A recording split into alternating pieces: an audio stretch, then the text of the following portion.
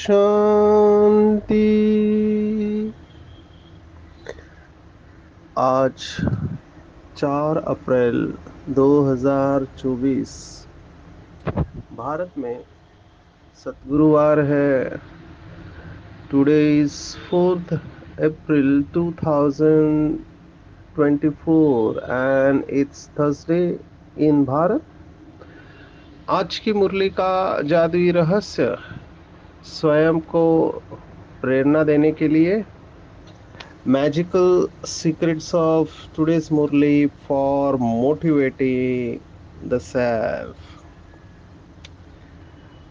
आज की साकार मुरली बाबा ईश्वरीय ज्ञान की महिमा बता रहे हैं और ईश्वरीय ज्ञान के बहुत सारे ऐसे पॉइंट्स हैं जो हमको विपरीत परिस्थितियों में स्थिर हमारा धैर्य बनाए रखती है। इसके ऊपर आज की पूरी मुरली है। तो ये सेंट्रल पॉइंट है। हमने पहले भी देखा है कि दुख का कारण अविद्या है या अज्ञान है। Ignorance is the cause of suffering. और जब हमको यथार्थ ज्ञान आ जाता है और वो ज्ञान बुद्धि स्वीकार करती है, बुद्धि में निरंतर रहता है, जिसे बाबा का शब्द है ज्ञान स्वरूप अवस्था बनती है, एम्बॉडीमेंट ऑफ नॉलेज, तो फिर हमारी जीत निश्चित है। ब्रह्मा बाप ने इसी के आधार पर नंबर ले लिया। ये ज्ञान योग है। जो भी योग के 4 प्रकार श्रीमद् भगवत गीता में बताए हुए हैं, उसमें ज्ञान, भक्ति, संन्यास योग और कर्म योग, ये 4 योग है। ज्ञान योग, कर्म योग, भक्ति योग और संन्यास योग। उसमें बाबा ने जो मुख्य दिया है वो है नया ज्ञान। जब जगदीश भाई हमारे विदेश जा रहे थे तो उन्होंने बाबा से पूछा कि कैसे सेवा करें। तो बाबा ने उस मुरली में कहा कि बाबा की प्रत्यक्षता नए ज्ञान के आधार पर होगी, क्योंकि बाबा का ज्ञान एकदम शास्त्रों के विपरीत है। बहुत सारी ऐसे बातें हैं जो शास्त्रों में नहीं है और ये केवल परमात्मा ही बता सकता है। आज तो बाबा ने बोर्ड भी लिखने को कहा है। बोर्ड पर लिख दो, बाबा ने कहा कि एक्टर होकर ड्रामा के क्रिएटर, डायरेक्टर, प्रिंसिपल एक्टर को नहीं जानते हो तो आकर समझो। क्योंकि देखो, शास्त्रों की बातें हम सब अभी बाबा के बच्चे समझ गए हैं कि वो लाखों का चक्र कहते हैं, आत्मा को निर्लेप कहते हैं, आत्मा सो परमात्मा कहते हैं। आज की मुरली में तो आया 24 अवतार और कचमच अवतार, ये सब बातें आई हुई है। और बाबा कह रहे हैं टोटली इसके अगेंस्ट में। जैसे आज के मुरली में और एक शास्त्रों की बात आई है विराट रूप की। अभी विराट रूप में शिव बाबा ही नहीं है और ब्राह्मण छोटी भी नहीं है। तो बाबा ने कहा यथार्थ ज्ञान तो केवल शिव बाबा ही दे सकते हैं और देते भी है। और ये ज्ञान भी उन्हीं लोगों की बुद्धि में बैठेगा जो ब्राह्मण सो देवता सो क्षत्रिय धर्म के होंगे। जो बाबा के बच्चे ही इस ज्ञान को स्वीकार करेंगे, बाकी के स्वीकार नहीं करेंगे। इस बात में भी कल्याण है, तो हमको डिस्टर्ब भी नहीं होना चाहिए। अगर कोई आत्मा इस ज्ञान को स्वीकार नहीं करती है, हमको किसी के पीछे नहीं पड़ना है, आर्ग्यू नहीं करना है, अपनी शुभ भावना रखनी है। तो ये नया ज्ञान बाबा को प्रत्यक्ष करेगा, ऐसे शिव बाबा ने आदरणीय जगदीश भाई को कहा था। तो इस ज्ञान की गहराई में हमको जाना चाहिए। Knowledgeful is powerful and powerful is successful. तो ये तीन शब्द हम हमेशा ध्यान में रखें। आज वैसे तो अप्रैल मास का चौथा दिन है, लेकिन 1 अप्रैल को बहुत सारे लोगों ने मैसेज सर्कुलेट किया कि अप्रैल फूल नहीं बनो, नॉलेजफुल बनो। अप्रैल फूल नहीं बनो, नॉलेजफुल बनो। कितनी अच्छी बात है। तो फूल बनने से अच्छा है नॉलेजफुल बनो। जितना जितना हम नॉलेजफुल बनते जाते हैं, हमारे प्रश्न समाप्त होते जाते हैं और प्रसन्नता आती जाती है। बाबा ने अव्यक्त मुरली में कहा था, अव्यक्त महावाक्य है कि चित्त में या तो प्रश्न होते हैं या प्रसन्नता होती है। इसलिए हिंदी के शब्द है प्रश्न चित्त और प्रसन्न चित्त। क्योंकि चित्त माना मन में या तो प्रश्न होते हैं या प्रसन्नता होती है। जहां प्रश्न है वहां प्रसन्नता नहीं, और जहां प्रसन्नता है वहां प्रश्न नहीं है। अर्जुन प्रश्न चित्त है और परमात्मा प्रसन्न चित्त है। ये क्या, क्यों और कैसे, ये तीन प्रश्न हमको व्यर्थ और निगेटिव की तरफ भी लेके जा सकते हैं, और यही तीन प्रश्न हमको समर्थ शक्तिशाली भी बनाते हैं अगर यथार्थ रूप में हम समझते हैं। बाबा ने बहुत गहराई से इसके बारे में हमको समझाया है। बाबा हमारे सभी प्रश्नों के जवाब देते हैं।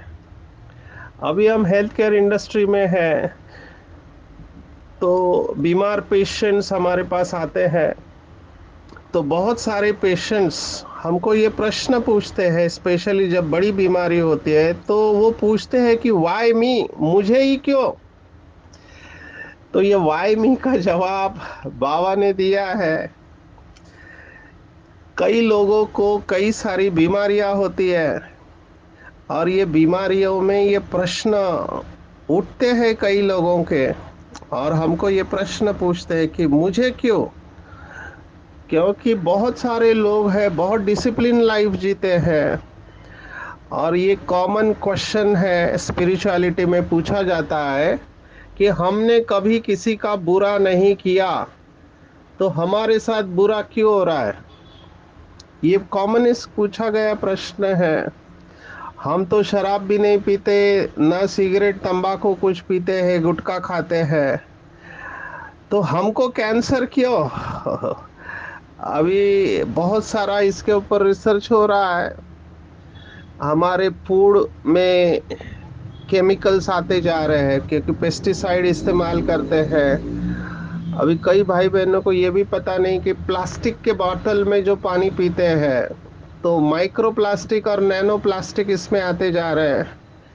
तो ये सब हमारे सिस्टम में जा रहा है। जितना केमिकल वाला प्रिजर्वेटिव्स, अभी कैन फूड प्रिजर्वेटिव्स क्या क्या लोग खा रहे हैं। ये तो फिर भी भारत अच्छा है, लेकिन अभी भारत में भी ये फास्ट या जंक फूड की इंडस्ट्री जोर पकड़ रही है। मुझे पता है जब मैं फूड के ऊपर सेशन लेता हूँ तो कितना रेजिस्टेंस आता है, और यूथ तो सुनने को ही तैयार नहीं है इन बातों को। यूथ जो है वो पिज्ज़ा बर्गर या फास्ट फूड में अटका हुआ है। उनको नहीं पता कि ये इंडस्ट्री कैसे इनको ट्रैप कर रही है। समझ में तब आता है जब बीमारी आती है, तब तक अलबेले होके चलते। So it's very difficult. कहने का भाव ये है कि प्रश्न बहुत आते हैं, और जितने ज्यादा प्रश्न हैं तो चित्त में प्रसन्नता कैसे रह सकती है। और बाबा ने हमको सभी प्रश्नों का जवाब दे दिया है।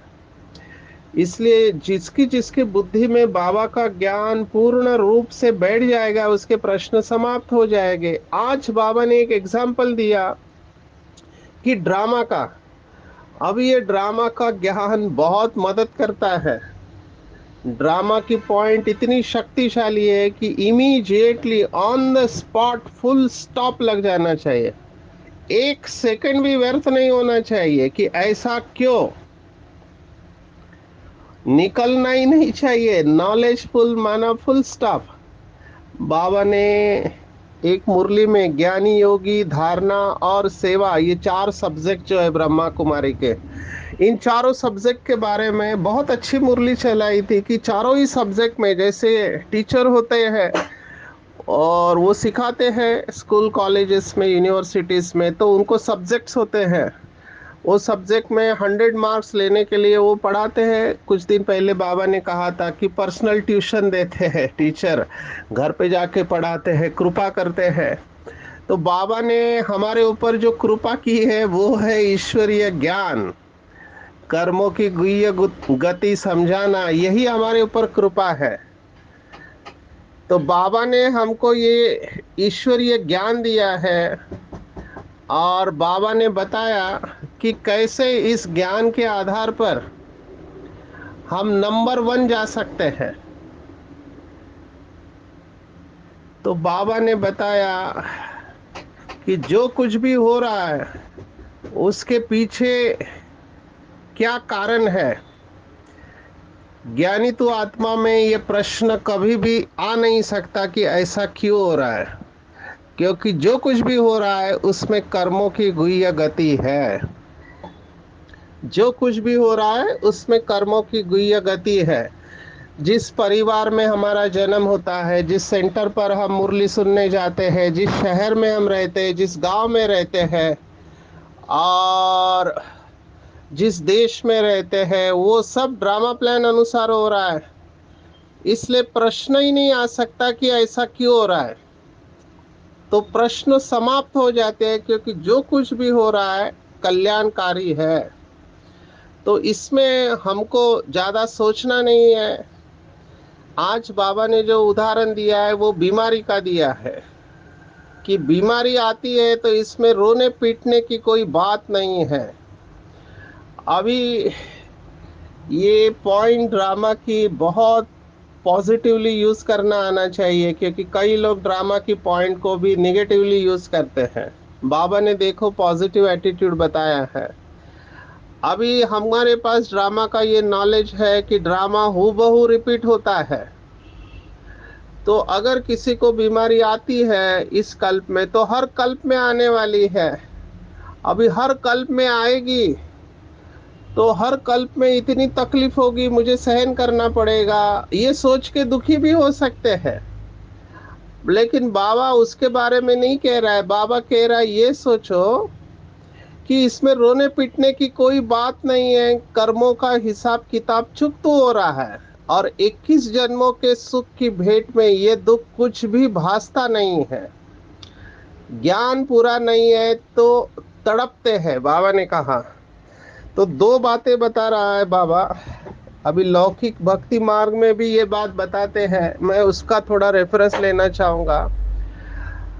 महाभारत में कुंती के बारे में बताते हैं कि कुंती हमेशा परमात्मा से दुख मांगती थी। अभी सभी लोग परमात्मा से सुख मांगते हैं, तो कुंती क्यों दुख मांगती थी? तो कुंती ने कहा क्योंकि परमात्मा की याद दुख में ही रहती है, सुख में रहती नहीं है, और परमात्मा की याद से सभी दुख दूर हो जाते हैं। अभी हमको ऐसे करना नहीं है, हमको दुख का आह्वान नहीं करना है, भाव को समझ लेना चाहिए। जैसे भक्ति मार्ग में और एक बात कहते हैं, जो भगवत गीता के ऊपर प्रवचन लेते हैं, तो वो कहते हैं कि कोई आपको गाली दे रहा है, कोई आपको गाली दे रहा है तो आपको खुश हो जाना चाहिए और उसका धन्यवाद देना चाहिए। अब ये बात लोगों की समझ के बाहर है। जब हमको कर्मों की गुह्य गति समझ में आ जाती है, जो बाबा ने गहराई से समझाई है कि कोई गाली दे रहा है मतलब मेरा हिसाब किताब चुकतू हो रहा है, तो जब आपका कर्जा चुकतू हो रहा है तो आपको खुश हो जाना चाहिए, अच्छा हुआ मेरा कर्जा चुकतू हो गया, मैं डेब्ट फ्री हो गया। और कोई आपकी महिमा कर रहा है तो आपका वो पुण्य का खाता कम कर रहा है, तो खुश कौन सी सिचुएशन में होना चाहिए? जो महिमा कर रहा है उसमें खुश होना चाहिए, या जो गाली दे रहा है उसमें खुश होना चाहिए? इसलिए कई बार ये ईश्वरीय ज्ञान समझना हर एक के बस की बात नहीं है। लोग समझ नहीं पाते ईश्वरीय ज्ञान को, क्योंकि बाबा जब मुरली में कहता है कि गाली करने वाले को गले लगाओ, जो आपकी ग्लानि करता है उसको गुलाब के पुष्प चढ़ाओ, कितनी अच्छी बात है, आप सोचो। लेकिन इसका स्पष्टीकरण हमारे अंदर होना चाहिए, और जब वो व्यक्ति गाली दे रहा है तो हमारे अंदर शक्ति होनी चाहिए कि उस गाली को हम सहन करें। मुझे यहाँ पे यज्ञ की एक बात याद आ रही है, स्टोरी जो हमारे वरिष्ठ भाइयों ने सुनाई, कि एक बार साकार बाबा की बात है कि ब्रह्मा बाबा को कलेक्टर के ऑफिस में बुलाया, या कोई ऑफिसर था गवर्नमेंट का, उसने बुलाया और दादिया भी साथ में गई थी। और उस व्यक्ति ने ब्रह्मा बाबा को बहुत कुछ उल्टा सुल्टा बोला, जो नहीं बोलना चाहिए था वो बोला। अभी उसके वजह से दादियों को बहुत गुस्सा आ रहा है, लेकिन बाबा कुछ नहीं कह रहा है। बाबा बिल्कुल चुपचाप सब कुछ सुन रहा है शांत होकर। तो दादिया बोलने जा रही है तो बाबा ने उनको रोक दिया कि आपको कुछ नहीं बोलना है। अभी ये उदाहरण हमारे सामने रोल मॉडल है। तो सभी ने पूछा कि चुप क्यों रहना है, ऐसे समय पर तो हमको बोलना चाहिए। तो ये बाबा की समझदारी थी कि ये सब हिसाब किताब चुकता हो रहा है। जब तक हमको फिजिकली कोई कुछ नहीं करता है, हमको बिल्कुल शांत रहना चाहिए।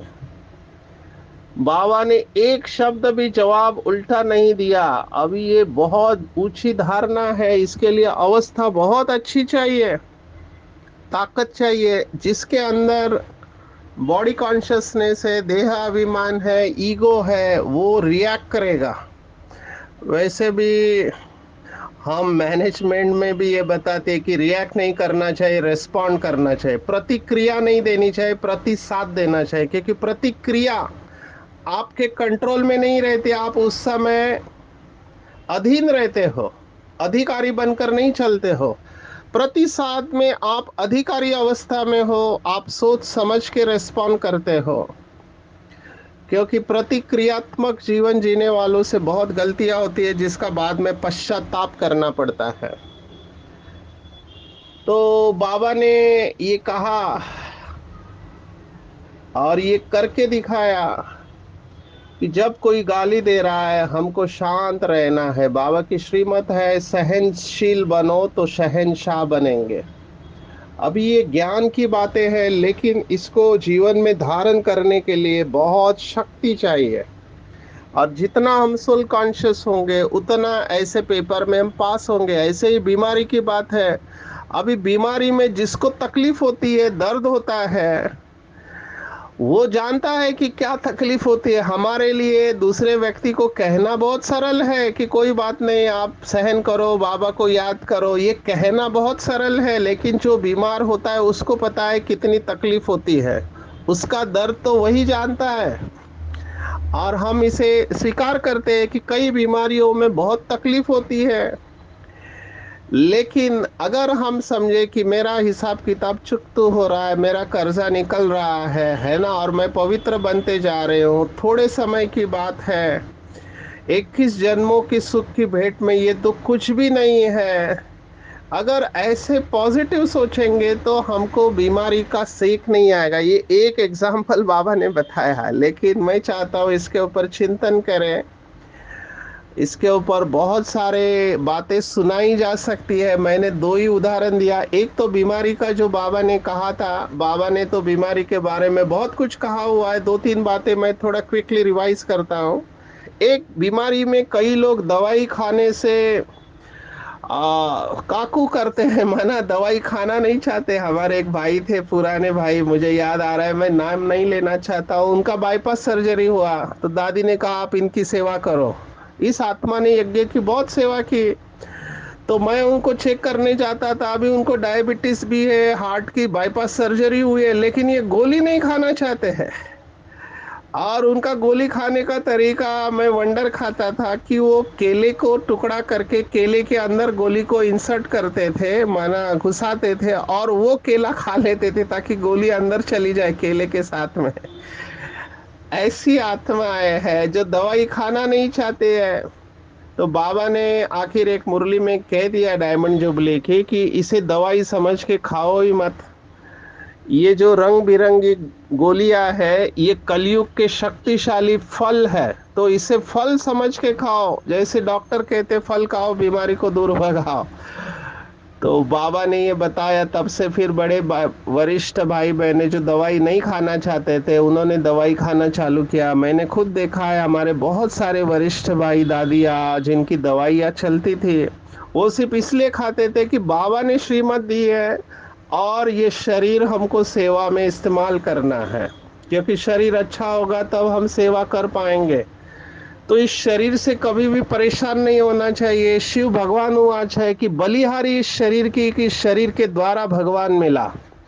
तो इस शरीर को कभी कोसना नहीं चाहिए, शरीर को थपथपाना चाहिए प्यार से, शरीर को कहना चाहिए वेल डन। जैसे घोड़ा होता है, घोड़े की पीठ थपथपाते हैं, है ना, तो वो घोड़ा अच्छा काम करता है। वैसे ही इन सब ऑर्गन्स को धन्यवाद देना चाहिए, ब्रेन को धन्यवाद, हार्ट को, लंग्स को, लीवर, किडनी, स्प्लीन, जो भी है, स्टमक, इंटेस्टाइन, बोन्स, हर चीज को आप धन्यवाद दो, थैंक्स को। तो वो मैसेज हमारे हर पेशी के तरफ जाएगा, हर सेल में जाएगा, और वैसे शरीर हील हो जाएगा।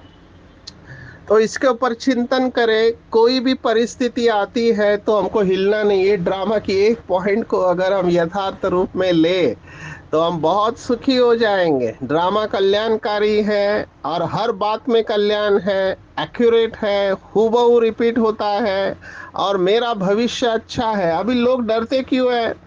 क्योंकि जब परिस्थिति आती है तो वर्तमान में सोचते इतनी बड़ी बात होगी, अभी क्या होगा, कैसे होगा, क्या होगा, कैसे होगा, जो भी होगा अच्छा ही होगा, जो होने वाला है वो भी और अच्छा होगा। जब ये दो थॉट है तो हमारी चिंता कम हो जाती है। थोड़ा चिंतन करेंगे निश्चिंत अवस्था के ऊपर। हमने संपूर्ण अवस्था के जो दो लक्षण देखे कि उसमें एक है निश्चिंत, जो बाबा का शब्द है बेफिक्र बादशाह। बिल्कुल निश्चिंत अवस्था में रहेंगे, शरीर भी छूट जाए तो भी निश्चिंत। ये योगियों की अवस्था, शास्त्रों में इसके ऊपर बहुत सारी कहानियां हैं। और ब्रह्मा बाप की ये स्टेज भी थी। एक बार हमारी वरिष्ठ दीदी आसाम की, आसाम में तिनसुकिया जोन, उनका शरीर छूटा। उन्होंने मुझे बताया कि ब्रह्मा बाबा सोए हुए थे और वो पांडव भवन में, तो बाबा की सांस नहीं चल रही है और बाबा बिल्कुल लेटे हुए, स्टोन की माफिक एकदम। तो उनको डर लगा क्या हुआ, तो वो डर के नजदीक देखने को गए। तो बाबा ने पूछा बच्ची कुछ काम है, तब उनको लगा नहीं बाबा तो योग में है, क्योंकि इतना बाबा अशरीरी हो गए थे कि सांस भी नहीं चल रही, शरीर बिल्कुल स्थिर है। तो ये बाबा की अवस्था थी।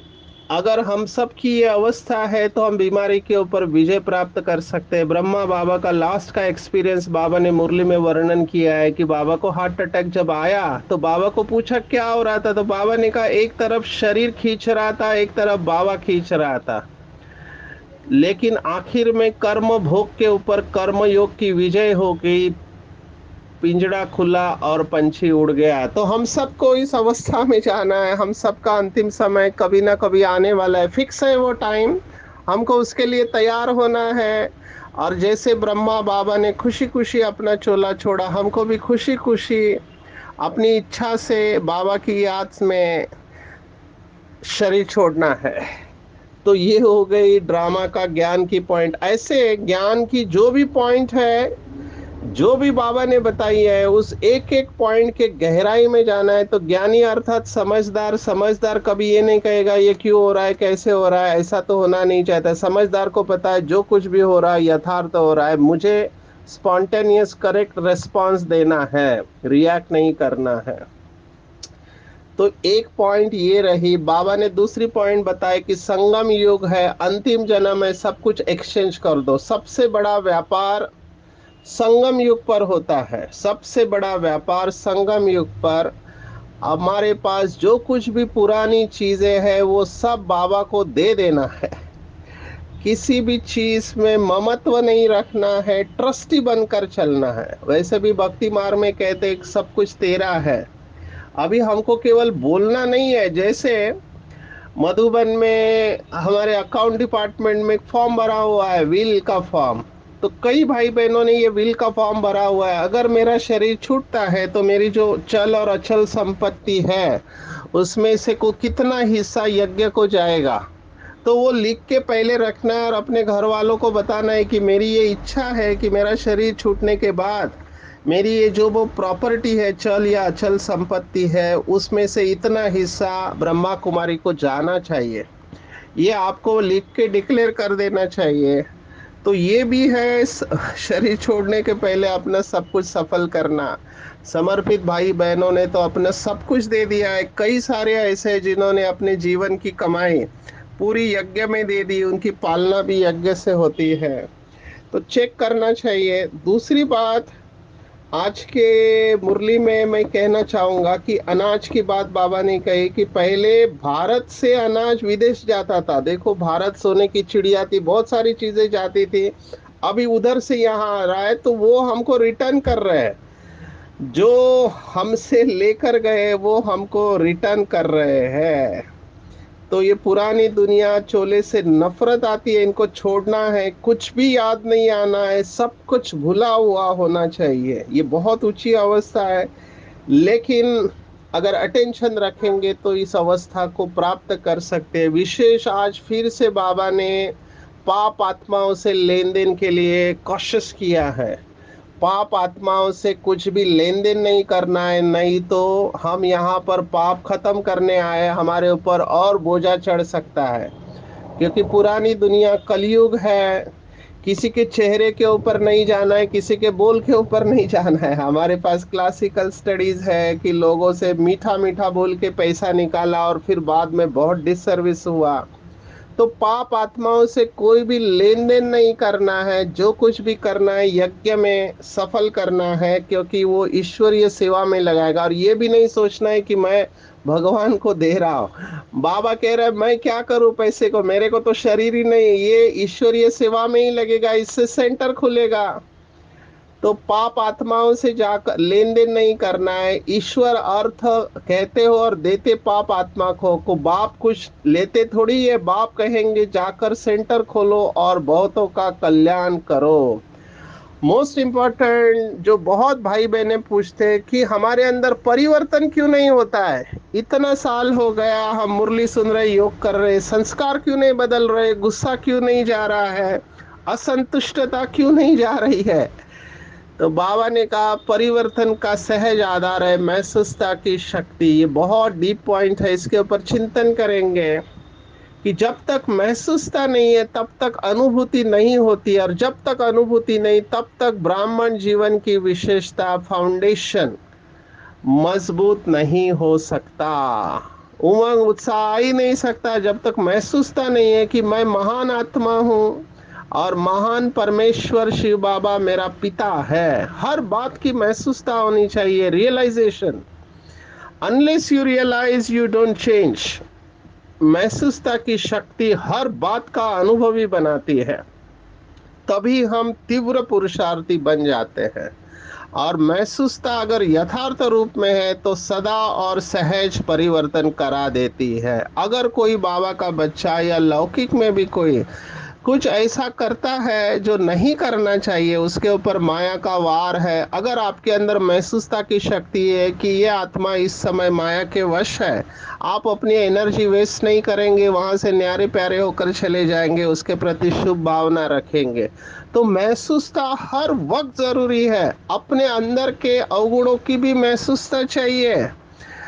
दूसरों को देखना, बोलना, अवगुण निकालना बहुत इजी है, अपने अंदर के अवगुणों को देखना कठिन है। जैसे हमने देखा, कई लोग होते ईगो में है लेकिन समझते सेल्फ रेस्पेक्ट है। तो ये महसूसता होनी चाहिए कि ये मेरा अहंकार है, ना कि स्वमान। तो महसूसता से परिवर्तन होता है। और स्नेह स्वरूप होकर चलना है तो सबसे सहयोग मिलेगा। स्नेही सहयोगी बनना है। जैसे ब्रह्मा बाबा ने हर एक बच्चे को स्नेह से पालना दे। कई बाबा के बच्चे थे जिन्होंने ब्रह्मा बाबा का भी अपमान किया और कहा ये कौन है, ये भी तो शिव बाबा से लेता है। लेकिन ऐसे बच्चों के प्रति भी बाबा स्नेह स्वरूप रहे। और फिर उन्हीं बच्चों ने बाबा को सर्टिफिकेट दिया कि बाबा तो बाबा है। ऐसे हमको भी स्नेह स्वरूप रहकर हर एक से दुआएं लेनी है। तो आज के पूरी मुरली में टेक होम अगर आप मुझे कहो, तो मैं कहूंगा कि ज्ञान के पॉइंट के गहराई में जाओ। जितने भी ज्ञान की पॉइंट्स है, इमीडिएटली हमको फुल स्टॉप लगना चाहिए। समय के अभाव से मैं इसमें नहीं जा रहा हूँ। विशेष ड्रामा की पॉइंट कि जो हुआ अच्छा, जो हो रहा है अच्छा, जो होने वाला है और अच्छा, अपना सब कुछ एक्सचेंज कर लेना है। ईश्वरीय सेवा में जैसे विल लिखनी है, सब कुछ बाप के ऊपर न्योछावर करके ट्रस्टी बनना है। महसूसता से स्व परिवर्तन करके तीव्र पुरुषार्थी बनना है। ब्रह्मा बाप समान स्नेह की मूर्ति बनना है। और कर्मों की गुह्य गति जानकर पाप आत्माओं से लेन देन नहीं करने, खुशी खुशी से अपने सभी हिसाब किताब चुकतू करने हैं। अच्छा, ओम शांति।